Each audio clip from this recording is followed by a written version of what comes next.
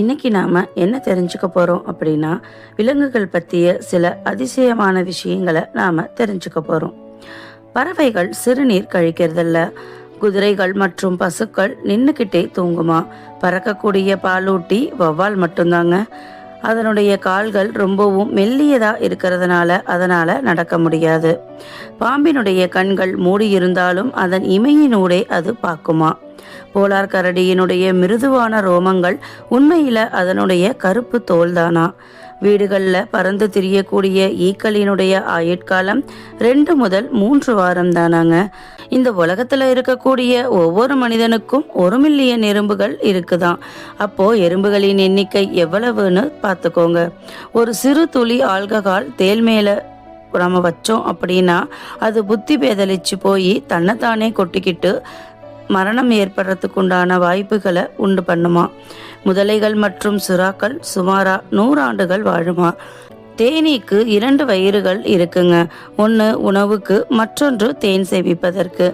யானைகள் கடலில் இருக்கக்கூடிய நீலத்திமிங்கலத்தின் நாக்கின் எடையை விட குறைவாக இருக்குமா. அப்போ நீலத்திமிங்கலத்தினுடைய நாக்கு எந்த அளவுக்கு எடை அதிகமாக இருக்குன்னு பார்த்துக்கோங்க. நீலத்திமிங்கலத்தின் இருதயம் ஒரு காரின் அளவு இருக்குமா. நீலத்திமிங்கலங்கள் உலகத்தில் பெரிய உழவும் ஜீவராசி அப்படின்னு சொல்கிறாங்க. கரப்பான் பூச்சிகள் தலை துண்டிக்கப்பட்டிருந்தாலும் 1 வாரம் வரை உயிரோடு இருக்குமா. உணவில்லாமல் பசியால் அதுக்கப்புறம் அது மாண்டு போகுமா. டால்ஃபின் மீன்கள் உடல் சரியில்லை அப்படின்னா அது அழுது கூக்குரல் எழுப்புமா. அது மற்ற டால்ஃபின் மீன்களை உதவிக்கு அழைக்குமா. மற்ற டால்ஃபின் மீன்கள் அந்த மீனை நீரின் மேலே வர உதவி செய்யுமா. மூச்சு வாங்க இது உதவியாக இருக்குது அப்படின்னு சொல்கிறாங்க. ஒரு சிறிய நத்தை தொடர்ந்து 3 வருடம் தூங்குமா. ஒற்றைவால் ஸ்பிளிட் எனும் பறவை தான் உலகத்திலேயே வேகமாக பறக்கக்கூடிய பறவை. பசு தன் வாழ்நாளில் சராசரியாக 2 லட்சம் கிளாஸ் பாலை கொடுக்குதுங்க. அட்டைகளுக்கு 32 மூளைகள் இருக்குமா. தெருவில் வசிக்கும் பூனைகளினுடைய ஆயுட்காலம் 3 வருடங்கள்ங்க.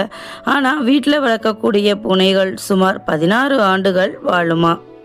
ஏன் அதுக்கும் மேலேயும் கூட வாழ்கிறதுக்கு வாய்ப்பு இருக்குன்னு சொல்கிறாங்க. சுறாக்கள் எப்போதுமே உடல் நோய்வாய்ப்படுறதில்லைங்க. அதனுடைய எதிர்ப்பு சக்தி கேன்சரையும் ஜெயிக்கக்கூடியது அப்படின்னு சொல்கிறாங்க.